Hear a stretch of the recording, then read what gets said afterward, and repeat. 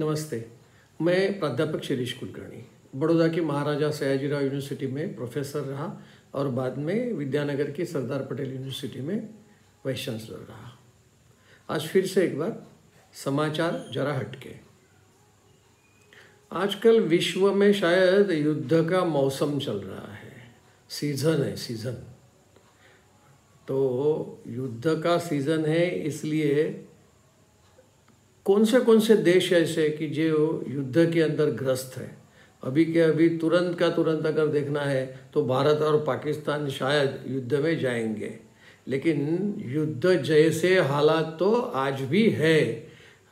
सामान्य व्यक्ति तो यही कहेगा युद्ध चल रहा है, लेकिन कोई भी दोनों पाकिस्तान भारत क्रॉस बॉर्डर नहीं कर रहे, इसलिए युद्ध दोनों देशों ने डिक्लेयर नहीं किया है। ठीक है, लेकिन युद्ध चल रहा है यूक्रेन और रशिया का, बहुत लंबे समय से चल रहा है, 2.5-3 साल हो गए उसको, और वो चल रहा है। नुकसान बहुत हो रहा है, यूक्रेन का भी रशिया का भी, आर्थिक दृष्टि से भी हो रहा है, जान माल का भी हो गया है, इसलिए नुकसान तो है। लेकिन वैसा ही एक युद्ध चल रहा है हमास और इजराइल।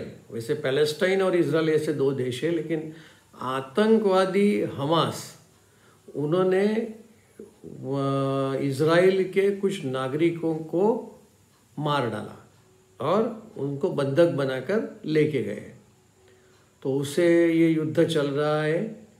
वैसे तो अजरबैजान उसका पड़ोसी देश, उसके साथ भी चल रहा है, यमन में भी चल रहा है। अब मैंने जैसा कहा कि भारत पाकिस्तान का भी है। विश्व में ज़्यादा शस्त्र खरीदने वाले लोग, युद्ध है तो शस्त्र तो खरीदने पड़ेंगे, और शस्त्र खरीदने के लिए करीब जो टॉप 5 कंट्रीज अगर हम लेते हैं ना, उनके शस्त्र खरीदने का पूरे विश्व का परसेंटेज अगर निकालते हैं तो 35% हो जाएगा, पहले 5 देश कि जो सबसे ज़्यादा। लेकिन उसमें भी एक ऐसा भी है, जैसे मैंने अभी यूक्रेन के बारे में आपसे बात की, यूक्रेन का हिस्सा 2015 से लेकर 2019 तक 0.1% इतना ही था विश्व में शस्त्र खरीदने का। लेकिन आज क्या स्थिति है? 2020 से लेकर 2024 में यूक्रेन ने हाईएस्ट, यानी विश्व में सबसे ज़्यादा शस्त्र खरीदने वाला अगर कोई देश है तो वो है यूक्रेन। उसका प्रतिशत है 8.8%। वैसे हम भारत भी कुछ कम नहीं है, भारत का भी प्रतिशत 8.3% पूरे विश्व में जो खरीदे गए शस्त्र है उसमें हमारा हिस्सा है। उसमें तीसरा नंबर आता है कतार का 6.8%। पता नहीं आजकल ये सारे लोगों को ऐसा लगता है कि शस्त्र तो खरीदना ही चाहिए, कौन जाने कौन कब कहाँ से हल्ला करेगा पता नहीं। सऊदी अरेबिया 6.8%, ये कभी 4% से नीचे थे ये सारे देश खरीदने वाले, लेकिन आजकल बढ़ गया है। ऑस्ट्रेलिया सोचिए, ऑस्ट्रेलिया कभी शस्त्र खरीदता ही नहीं था, अभी 3.5% उसका है। इजिप्ट का 3.3% है। यानी युद्ध करने की तैयारी सारे देश आजकल कर रहे हैं ऐसा लगता है। क्योंकि मैंने 5 देश 35% कहा, इसलिए बाकी के 65% तो यही, बाकी के देशों ने शस्त्र खरीदे तो है। तो एक प्रकार की युद्ध करने की तैयारी यह दुनिया में दिखाई देती है। अगर हम भारत पाकिस्तान का युद्ध चल रहा है तो हमें ये भी सोचना चाहिए, इसलिए मैं दूसरे समाचार पर चलता हूँ। तो अगर भारत युद्ध कर रहा है 8.3% का जो हमारा विश्व का शस्त्र खरीदने का है, तो हम किससे कितने शस्त्र खरीदते हैं? अभी देखिए ना, कल जो हुआ, परसों जो हुआ, उससे आपने देखा होगा शायद कि हमने जो शस्त्र खरीदे गए वो असल शस्त्र थे। यानी क्या? तो वो यशस्वी रहे जिनका उपयोग किया था। पाकिस्तान ने जैसे ही उपयोग किया वो निष्फल गए, उनका एयर डिफेंस का सिस्टम पूरा का पूरा खत्म हो गया। और एयर डिफेंस हमारा जो है वो मजबूत है, इसलिए एक भी मिसाइल, एक भी ड्रोन हमारे देश में कहीं पर भी नहीं पड़ा। इसलिए हम जहाँ से शस्त्र खरीदते हैं टोटल भारत जो शस्त्र खरीदते हैं उसमें रशिया से 36% हम खरीदते हैं, फ्रांस से 33%। शायद आप जानते होंगे कि रफाल वाला जो मामला है तो 20 के ऊपर रफाल के युद्ध जहाज हमारे पास आ गए अभी, और हमने 83,000 करोड़ रुपए का खरीदने का तय किया है फिर से, यानी नेवी के लिए रफाल प्लेन हम खरीदने जा रहे हैं। यानी रशिया से 36%, फ्रांस से 33%, इजराइल से 13%। एयर डिफेंस सिस्टम शायद भारत ने इजराइल से लिया होगा, क्योंकि एक साथ कल इतने सारे मिसाइल दागे गए पाकिस्तान द्वारा, लेकिन एक भी मिसाइल हमारे देश को नुकसान नहीं कर पाया। यानी हमने जो खरीदा है वो अच्छा था। हम अमेरिका से सिर्फ 10% हमारा टोटल जो है वो, बाकी सारे अन्य है। तो इस प्रकार से हम युद्ध में है या नहीं मालूम नहीं, लेकिन युद्ध के शस्त्र सरंजाम तो हमने तैयार रखे हैं, ऐसा इस पर से दिखाई देता है।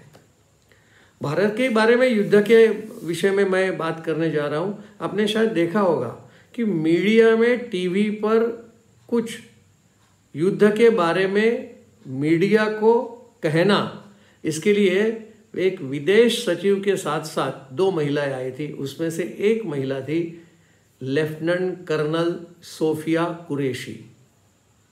अब ये सोफिया कुरैशी, सुप्रीम कोर्ट ने भी उसके बारे में गर्व से बातें की, उनकी स्तुति की, उनका बखान किया।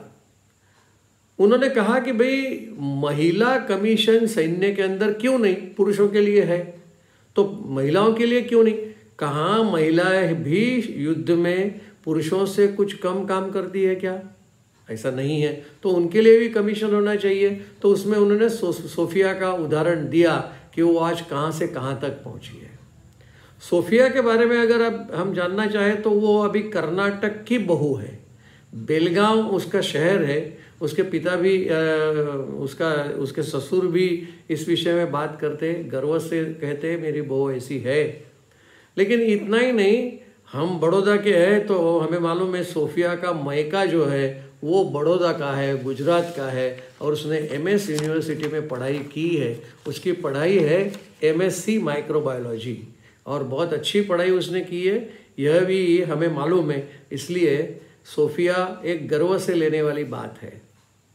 चलिए युद्ध की बातें मैं समाप्त करता हूँ। थोड़ी सिंपल बातें आपके साथ मैं और करने जा रहा हूँ।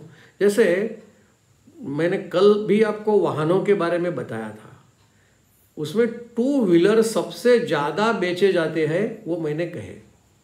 लेकिन 2 व्हीलर में सबसे ज़्यादा लोकप्रिय, लोगों की इच्छा है कि इसी कंपनी के हम 2 व्हीलर खरीदें, ऐसे कौन से? कल मैंने 2 व्हीलर की संख्या भी आपको 16 लाख से ऊपर एक साल में मैंने बताई आपको।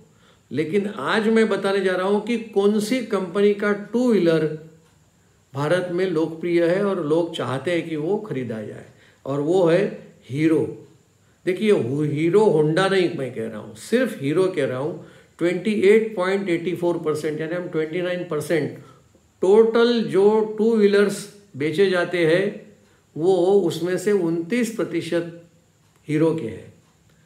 फिर अभी आता है होंडा, हीरो और होंडा। अभी होंडा जो है उसका प्रतिशत है 25% टोटल 2 व्हीलर्स बेची जाती है, उसमें होंडा के 25% है। इसके बाद में जो नंबर आता है वो TVS का, वो भी अच्छा है। 17.5% का 2 व्हीलर का खरीद ये TVS की है।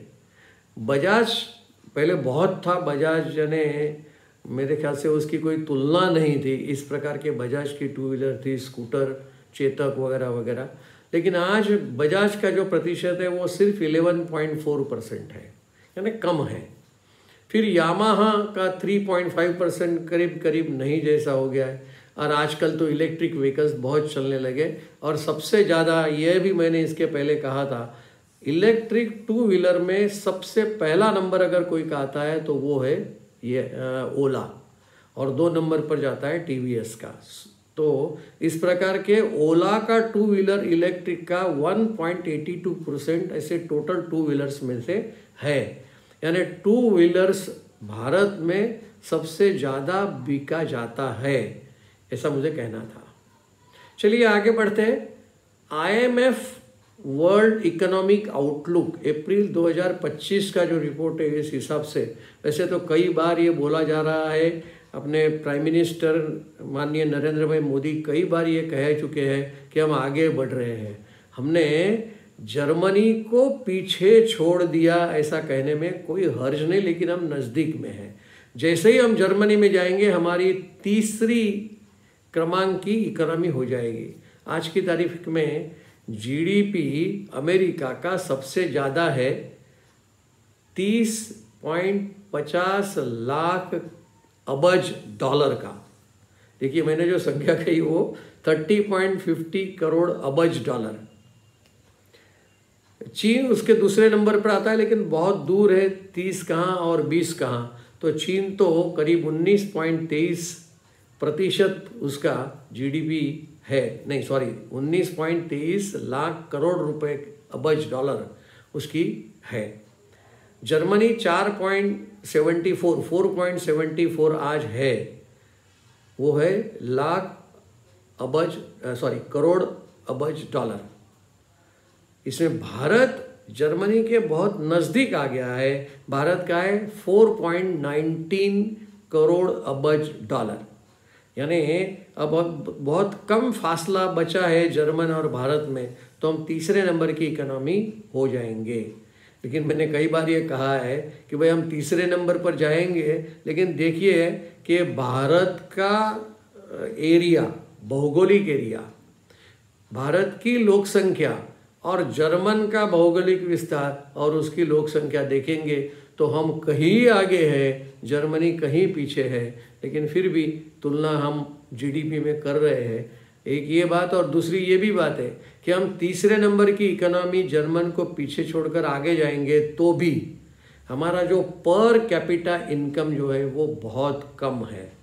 जापान अभी 4.19 करोड़ अबज डॉलर का है और इंग्लैंड का 3.84 करोड़ अबज डॉलर का है। लेकिन सोचना तो यही होगा, हम तीसरे नंबर पर जाने के बाद भी क्या हम पर कैपिटा इनकम, हमारा नंबर पूरे विश्व में 150 से ज़्यादा आता है। तो गरीब लोगों की संख्या हमारे यहाँ ज़्यादा है, उसमें भी हमारा क्रमांक हमें देखना चाहिए, ऐसा मुझे लगता है। फिर भी इसी विषय पर मैं अपनी वाणी को विराम देता हूँ। Thank you.